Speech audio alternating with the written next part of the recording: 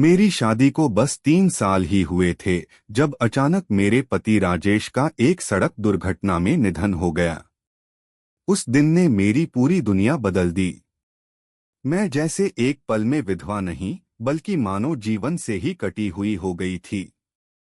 मेरे आंसू रुकने का नाम नहीं लेते थे और घर का हर कोना उनकी यादों से भरा हुआ था। राजेश का छोटा भाई सोहन तब केवल 12 साल का था। भोला भाला, मासूम और हमेशा राजेश की गोद में खेलने वाला। जब उसने सुना कि भैया अब कभी नहीं आएंगे तो उसकी आंखों में भी वही सवाल था, क्यों, जिसका जवाब किसी के पास नहीं था। पहले पल तो मैं खुद को संभाल ही नहीं पा रही थी, न खाने का मन न बात करने का। लेकिन एक दिन मैंने देखा कि सोहन चुपचाप मेरे कमरे के दरवाजे पर खड़ा है। उसके हाथ में एक गिलास दूध था। भाभी, आप कुछ खाइए। भैया को अच्छा नहीं लगेगा अगर आप ऐसे रहें। उसकी मासूम आवाज में ऐसी सच्चाई थी कि मैं रोते रोते मुस्कुरा पड़ी। वही पहली बार था जब मुझे एहसास हुआ कि इस घर में अब भी कोई है जो मुझे अपना समझता है। धीरे धीरे घर की जिम्मेदारियां मेरे कंधों पर आने लगीं। सासू माँ बीमार रहती थीं और ससुर जी का देहांत पहले ही हो चुका था। सोहन की पढ़ाई, खाना, कपड़े, सब कुछ अब मेरे ही जिम्मे था। शुरुआत में लगा मैं यह सब नहीं कर पाऊंगी, पर सोहन का स्नेह मुझे संभालने लगा। वो रोज स्कूल से लौटकर सबसे पहले मेरे कमरे में आता। भाभी, आज मैंने फर्स्ट आंसर दिया क्लास में। भाभी, देखो मेरा ड्राइंग कैसा बना है। उसकी हर छोटी बात मेरे दिन को कुछ हल्का कर देती। एक दिन मैंने उससे पूछा, सोहन, तू इतना मेरा ख्याल क्यों रखता है बेटा?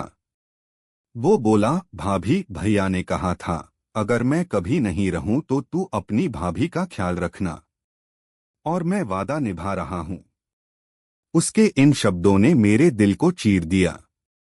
मैं उसे गले लगाकर फूट फूट कर रो पड़ी। समय बीतता गया। सोहन अब मेरे लिए केवल देवर नहीं बल्कि बेटे जैसा बन गया। मैं उसकी हर जरूरत, हर खुशी में खुद को झोंक देती। कभी कभी वो मुझे माँ कहकर बुला देता और फिर तुरंत हंसकर बोलता, भाभी नहीं, माँ नहीं, बस मेरी सोहन की भाभी। गांव में लोग बातें भी करने लगे थे, अकेली औरत और जवान होता लड़का, क्या पता आगे क्या हो। लेकिन मैंने ऐसी हर बात को अनसुना कर दिया।